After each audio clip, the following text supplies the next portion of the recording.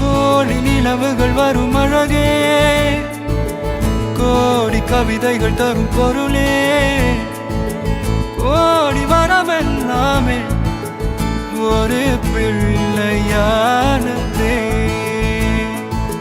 சிறு சிறு சிரிப்பெல்லாமே என்னை வாழச் சொல்